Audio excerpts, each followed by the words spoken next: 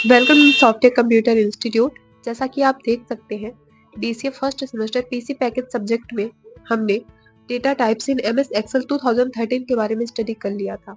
अगर आपने अभी तक पिछली वीडियोस नहीं देखी है तो आप हमारे YouTube channel software computer institute में जाके देख सकते हैं।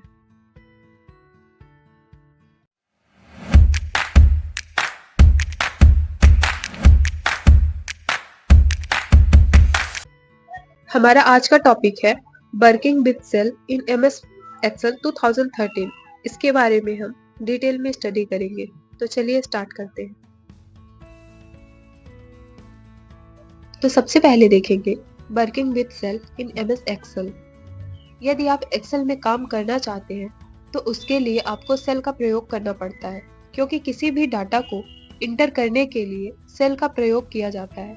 एक्सेल में डेटा की गणना, विश्लेषण और व्यवस्थित करने के लिए आपको सेल के बारे में कुछ बातें मालूम होना जरूरी है।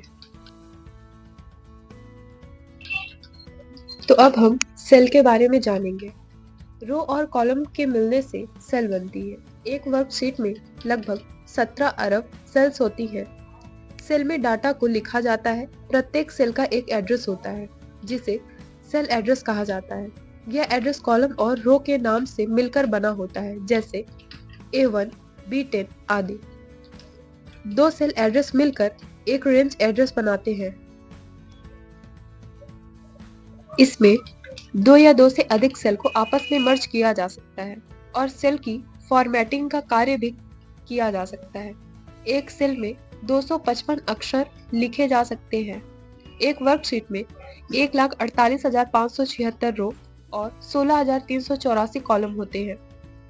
रो का नाम नंबर में रहता है और कॉलम का नाम अल्फाबेट में रहता है। इसमें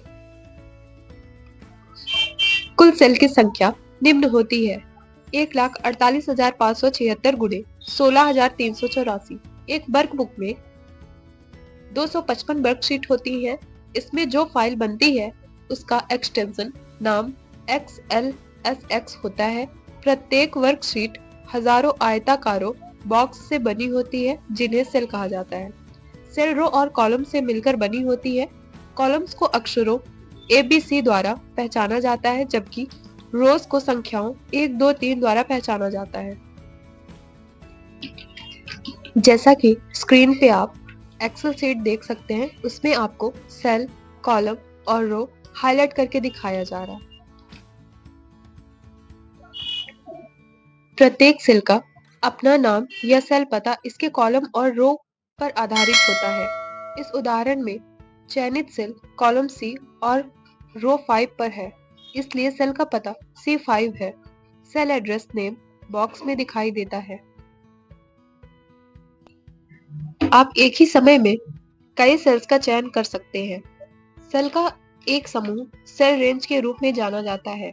एक सेल एड्रेस के बजाय आप सेल रेंज में पहले और अंतिम सेल के सेल एड्रेस का उपयोग करके एक सेल रेंज का उल्लेख कर सकते हैं, जो कॉलम द्वारा अलग किया जाता है।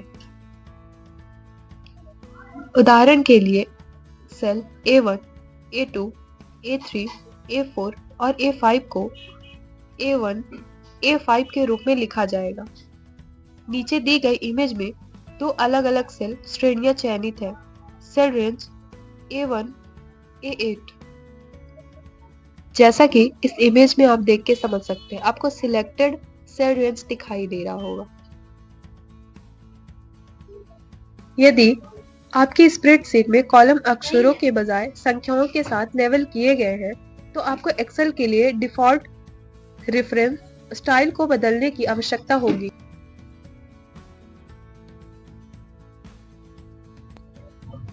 नेक्स्ट है how to select a cell. Cell में डाटा को इनपुट या एडिट करने के लिए आपको सबसे पहले सेल को सिलेक्ट करना होगा। सेल को सिलेक्ट करने के लिए सेल पर क्लिक करें। चयनित सेल के चारों ओर एक बॉर्डर दिखाई देगी और कॉलम हेडिंग और रो हेडिंग को हाईलाइट किया जाएगा। सेल तब तक चयनित रहेगा जब तक कि आप वर्कशीट में किसी अन्य सेल पर क्लिक ना करें। जैसा कि स्क्रीन पे आप इमेज देख के समझ सकते हैं। आप अपने कीबोर्ड पर एरो कीज का उपयोग करके भी सेल्स का चयन कर सकते हैं।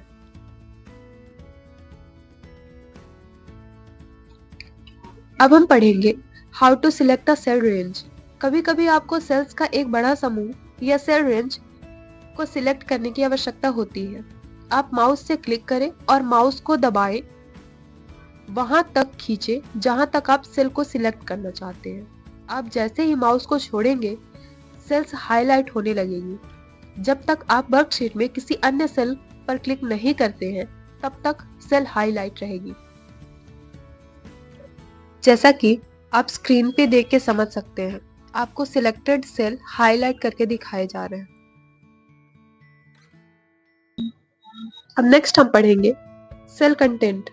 स्प्रेडशीट में आपके द्वारा दर्ज की जाने वाली कोई भी जानकारी सेल में संग्रहित की जाएगी। प्रत्येक सेल में टेक्स्ट फॉर्मेटिंग फंक्शंस और फॉर्मूला सहित विभिन्न प्रकार की कंटेंट इंटर कर सकते हैं।